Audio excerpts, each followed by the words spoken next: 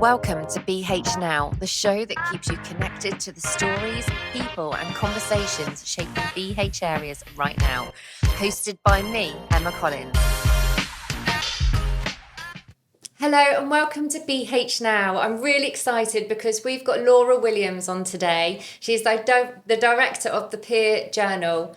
Laura, welcome to the show. Thank you, Emma. For those who don't know, would you be able to tell us all about the Pier Journal? Yeah. And what you do as well? Yeah, so I am director, I run Pier Journal, and it is a free biannual at the moment. We're hoping to go quarterly printed journal, 100 pages of full of stories to help people love where they live. So our strapline is we champion the people, places, events and organisations that make Dorset great. So we started off just covering the Bournemouth area, but now we cover the whole of Dorset. So we distribute thousands of copies via our team of volunteer ambassadors across the county, from Lyme Regis up to Shaftesbury, all the way down to Christchurch, everywhere in between. And yeah, as part of that, we were vehemently anti-AI, so we are about supporting creativity. So we pay artists, illustrators, photographers, writers, designers to help bring this together, and we've got people contributing from students through to a sort of retired person who's retrained as an artist, to the entrepreneurs that have always fancied doing a bit of writing. There's a whole wealth of people's talent, skills and time that goes into Pier Journal. I love that. So you have always lived in Bournemouth. I know you went for a short spell and lived in Bristol. Yeah, it was quite a long spell actually. So I grew up in Bournemouth in the 80s and 90s and I left in the sort of mid-noughties. And I'm a journalist by trade, so I moved around various different publications, mostly in the southwest. So I found myself on the news desk of the Western Daily Press up in Bristol, a job I absolutely loved. It was proper journalism job, but outside of London, because I've never had an interest in London. And then redundancy struck. Yeah. They said print was dying. This was about the late noughties, around 2010. And I sort of sidestepped into social media because that was when it was coming up. So I started to sort of pay my bills through a different career, but I'm a journalist through and through. So I kept my hand in with publications up in Bristol.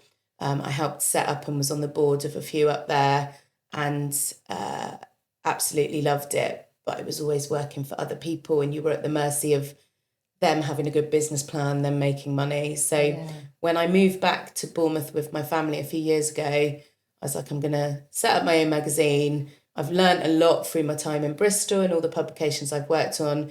I know that there's a gap in the market down here because I would come back. My mum's always lived here, so I'd come back, I'd go out with my friends, I'd go to festivals, I'd go to their art workshops, and there was such a missing piece of not one thing to signpost all this stuff or to join the culture scene.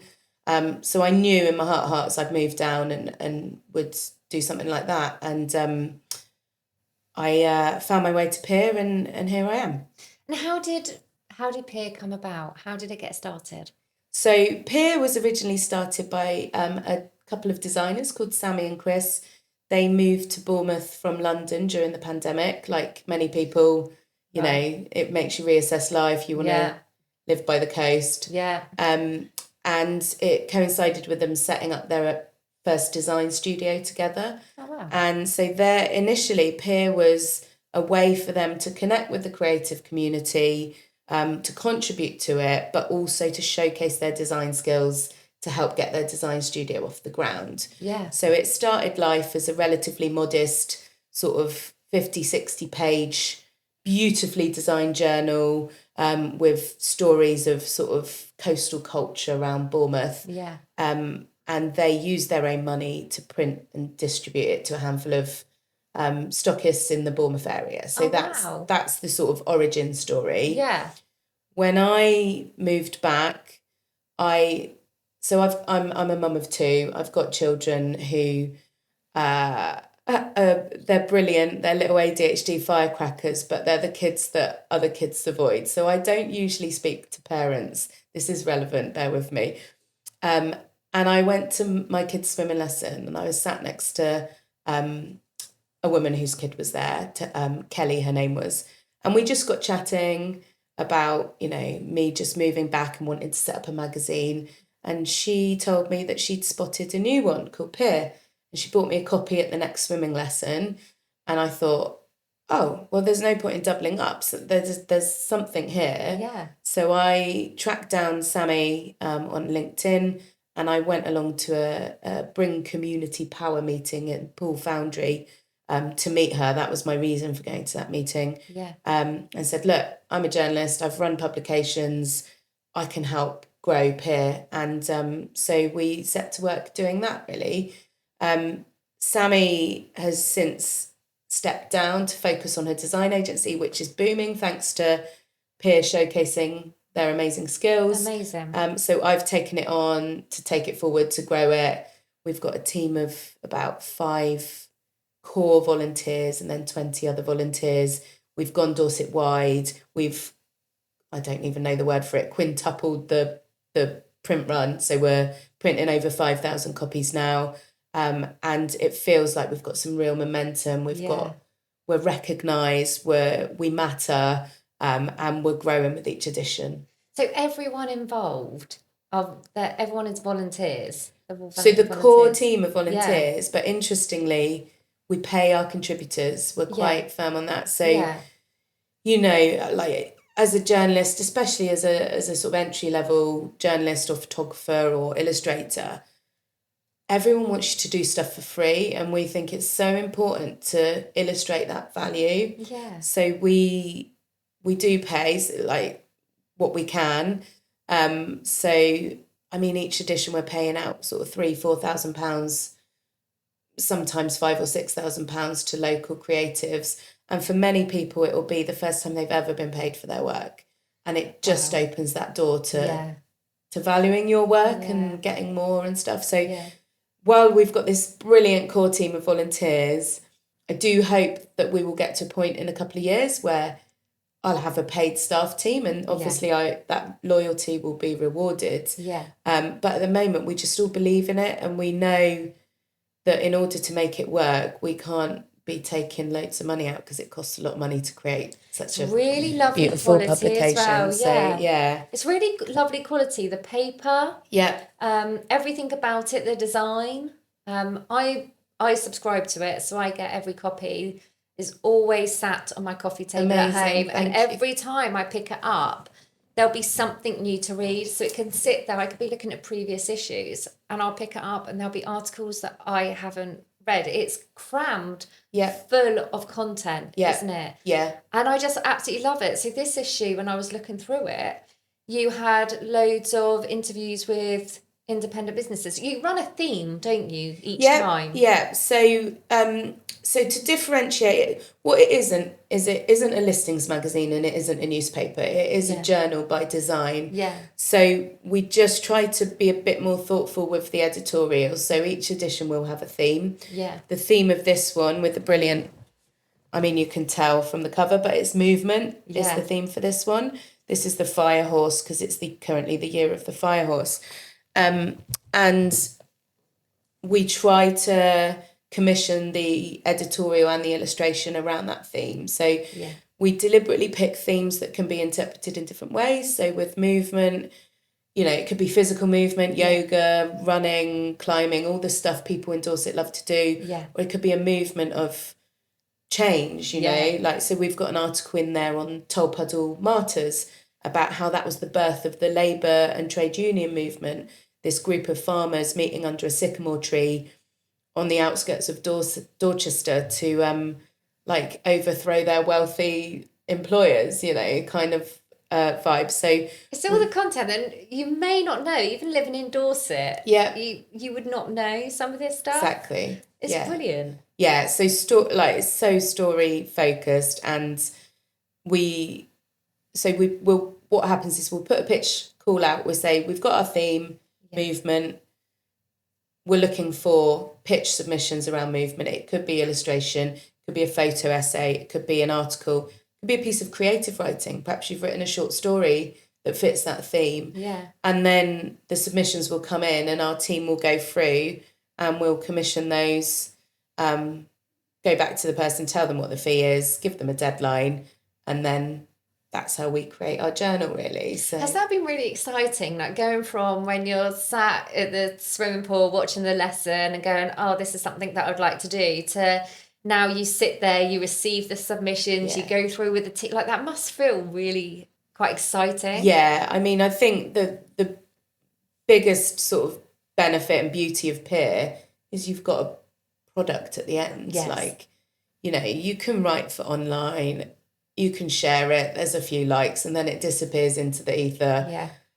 Whereas this is, it just feels like it holds its value much more. And, you know, for many people, it's a dream to see their name in print or their work in print. And it feels like, I don't want to overstate it, but it feels like we're helping people make their dreams come true. You know? It's so true though, isn't it? It's so true. I still find it now when I write articles for different places, but usually it's digital. So you see it and it's on there and it's kind of gone, and then you produce again and they see it and then it's gone, and everything about life is fast paced. Yeah. Digital, fast paced, you move on. But what I love about this is that it does sit on my coffee table and I will pick it up, and then I have family or friends who come over and they pick it up and they read it. Yeah.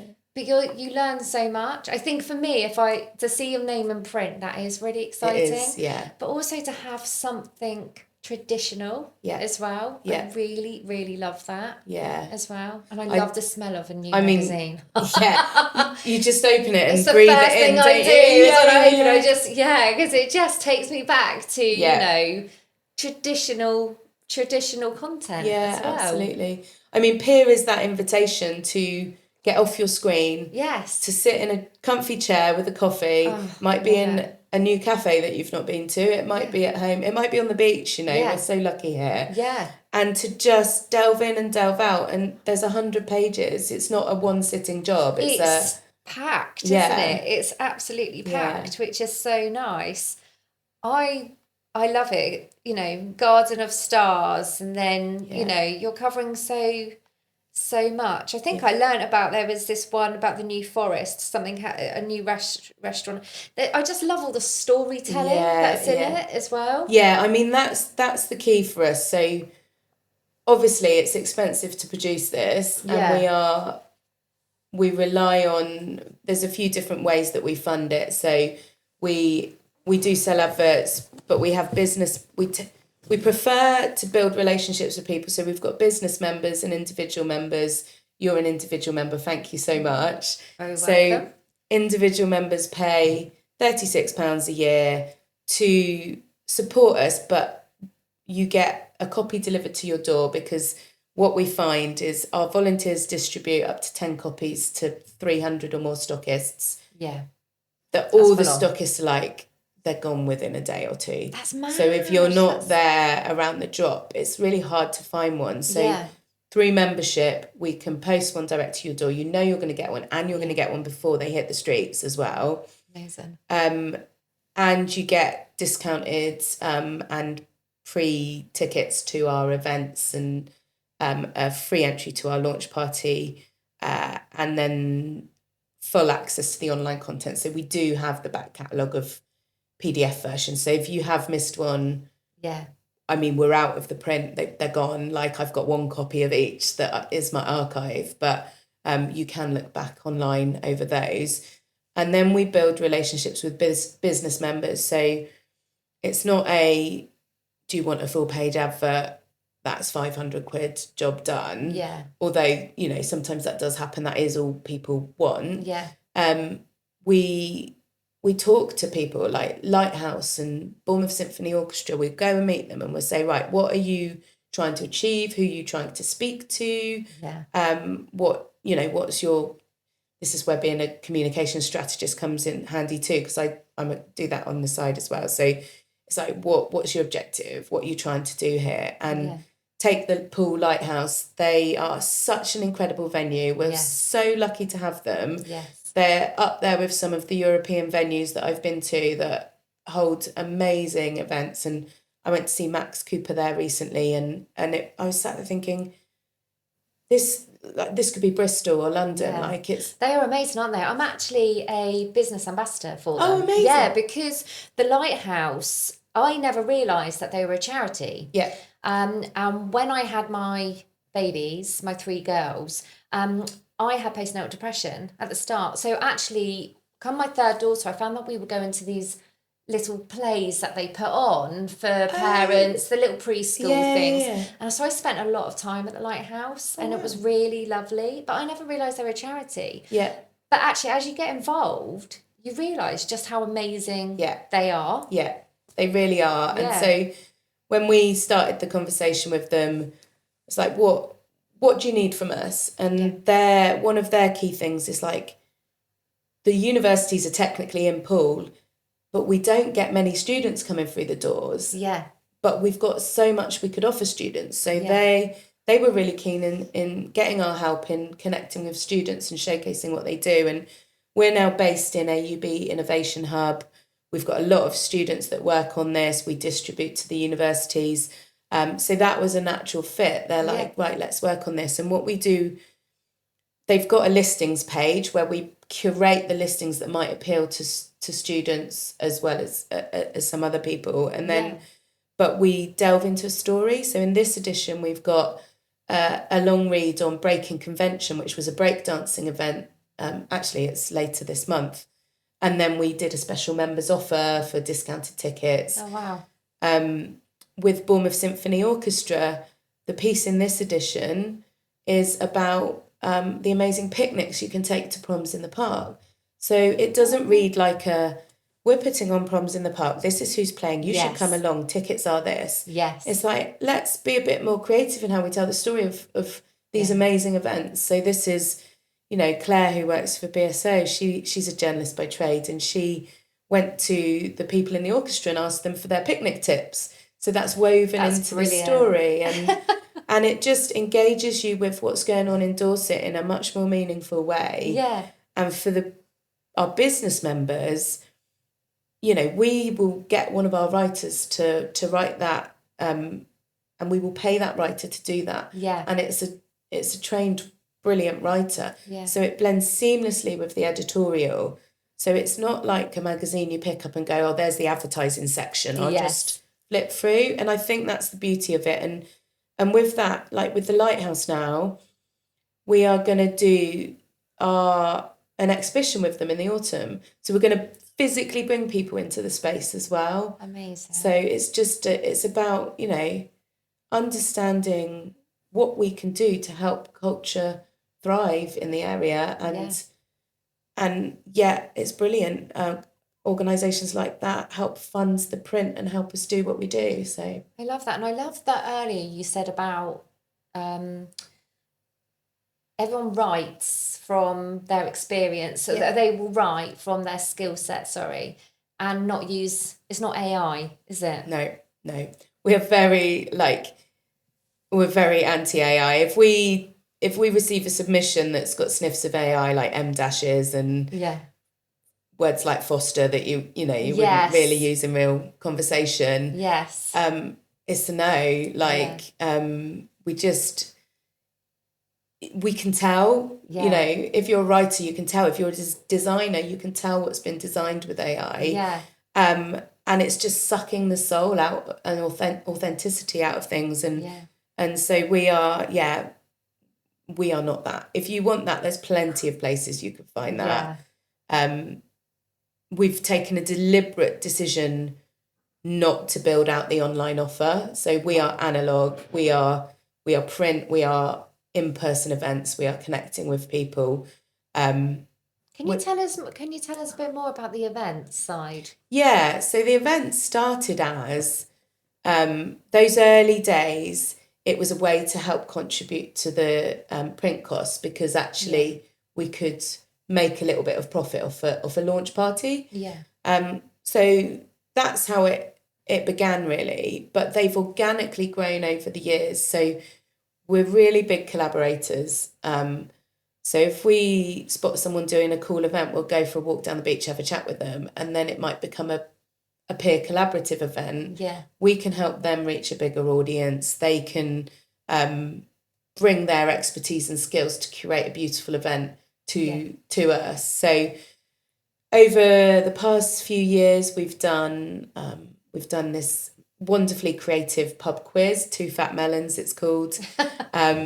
We've done it in Bournemouth a few times now. It's gone down a storm. You have to check out the videos. It's like people dressed up dancing with dogs and throwing paper airplanes. It's not your usual quiz. Love it. And we're taking that on tour. So we're in Weymouth next month with that. And we're going to go to Bridport and Wimborne later this year. Oh, wow. So it's taking that gem of a event that works from Bournemouth and spreading the love across Dorset.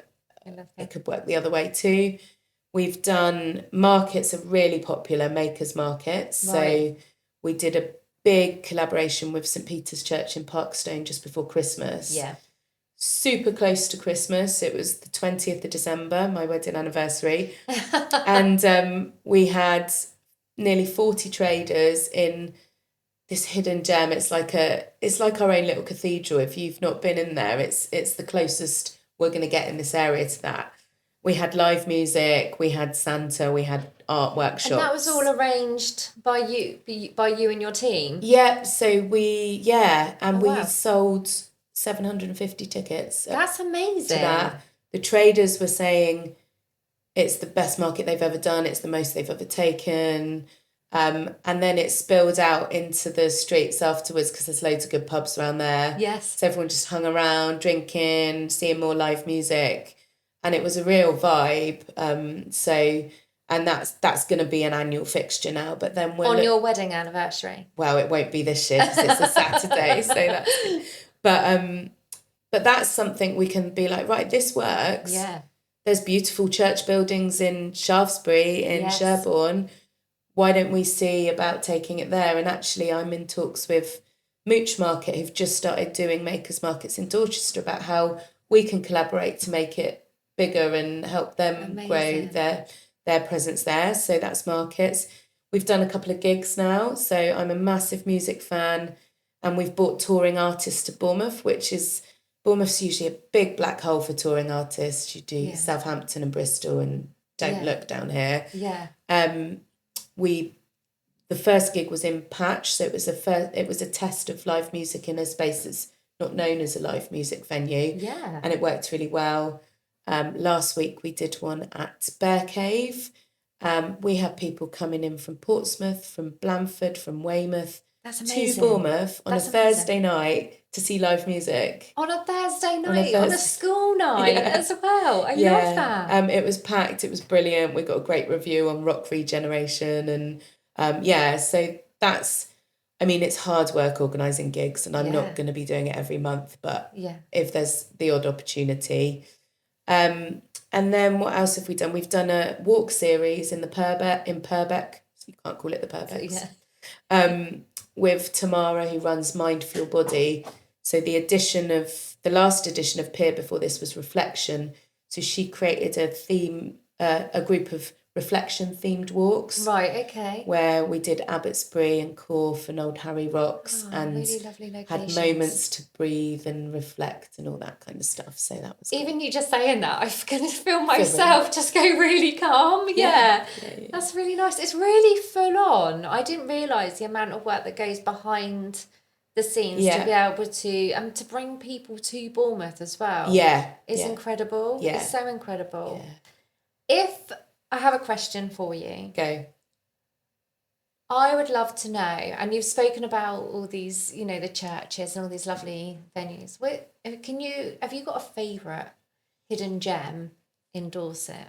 Well, I would say, I don't know if I wouldn't say it was hidden, but I keep meeting people who've never been there. So I figure that classes as a bit hidden. Like, come on, guys, go there. Yeah. Brownsea Island, right? Yes. Yeah? Yes. So I remember going there. I was one of the first girls they let into Scouts in Dorset.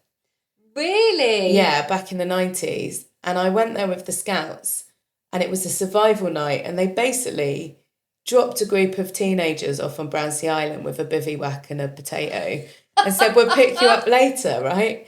And it was terrifying and brilliant, and it felt like you were in the middle of like nowhere, like the apocalypse, and but Paul's just over there. Yeah. So I fell in love with Brownsea, and I would go back with my friends and watch the peacocks and pick up pottery on the beach and all those sort of bits, not to take home because you're not allowed to do that. No, but and then I was living in Bristol, and I was working for the National Trust up in Bristol in a deer park up there. And I saw a 1 day a week marketing job on Brownsea Island, and I just had a baby, and I was like, I've always wanted to work on Brownsea Island.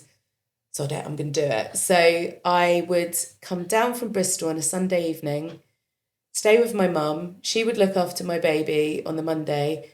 I'd park in Camford Cliffs, walk along the beach, get the ferry to Brownsea, have a lush day working on Brownsea, ferry back, drive back to Bristol, job done. Oh, wow, that's amazing. And it was my little slice of bliss, and that place is so magical. So beautiful, isn't it? I've always taken my children there. Taken my children there. It doesn't matter if it's raining or if the sun is shining. Yeah. And I think the last time we went, they had this new Japanese garden there. You could just lie on these lovely beds, these wooden beds that they'd made, Nice. and the sun rays would come through. So there was lots of exploring and lots of exciting things to do. And then you would have this just time they can just reset the kids before some lunch. But I've always taken my kids there. Yeah, but it's amazing how many people have not, even in Dorset, have not been to Brownsea Island. Yeah, absolutely. And like, I mean, I've not been in a few months, and I'm feeling itchy, because it's honestly, you step off that jetty and you could be in the Mediterranean, even if it, like you said, it does rain sometimes, but it's got that wild feel, and it's a tiny little island in Poole Harbour. So if you haven't been, go, because it's such an incredible way to spend a day, and it's not always going to be around. Sea levels are rising. Yes. Like, we're facing climate change issues. Like, it's accessible now, but it might not always be. So yeah. Thank you so much for coming on today. No worries. I've absolutely enjoyed listening to every word you've spoken today. I've just absolutely loved it. The Pier Journal, if people want to get involved and subscribe to it, like how can they do that? Yep. So having said we're totally analog, we do have a website. That is where we've got a shop. So you can subscribe to our free newsletter. We do a monthly newsletter because we're only we come out spring, summer, autumn, winter at the moment. Right, okay. But do you think it will become a monthly publication? Probably not monthly, but quarterly. Okay. But we need more support to do that. I mean, it costs 12 to 20 grand to get a copy out. Wow. And we, at the moment, I do most of the selling. I organise it, I commission the pieces, all around parenting 2 kids and doing a 3-day-a-week day job. Wow. So we need to grow that support, that financial support, to be able to go quarterly. I've not ruled out a crowdfunder because the appetite is there. Yeah. People want more, they want more opportunities to sort of get involved, businesses and creatives. So but if you go on the website, you can sign up to our newsletter for free. It's got a 70% open rate, which shows that people are really engaging with the content. Yeah. You can get an annual rolling subscription. So that will we'll post you the copies. You'll get free entry to launch party and full access to the online space, which has the archive of all the past editions. But also we're looking at, a lot of our supporters are members of the creative community themselves. They're freelancers. Yeah. So we're looking at the value we can add in that space. Can we do tutorials on how to write a press release, that sort of thing, for your art exhibition? So we are going to build that offer out. You can also get a 1-year gift subscription, and you'll get a free a tote bag and a card for whoever you've bought that for. Amazing. And that's just a one-off, so you can do that. So yeah, those are the main ways for individuals to sort of support us. Yeah.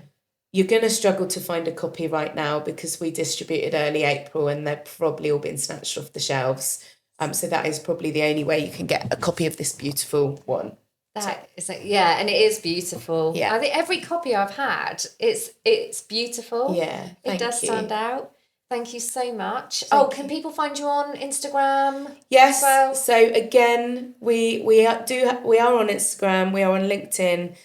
We've recently joined Facebook mainly to list the events because it's an important space for people to find events. Yeah. It's not, we're analog, so we try to use that space sparsely, but come and connect with us. You can. It is a space where we find out what's going on for the newsletters and for the articles. So we've got a page of, each magazine has a page of all the new businesses that have opened across the county. So let us know and we'll see if we can get you in the next one. It's probably worth mentioning the next one will be out in October and we'll be putting a call out for pictures for that very soon. I can't wait. I'm going to get involved. You should write for us. Absolutely. Yes, I'm there. Okay, you've heard it, right? Thank you ever so much, Laura. Thank you so much. Cheers.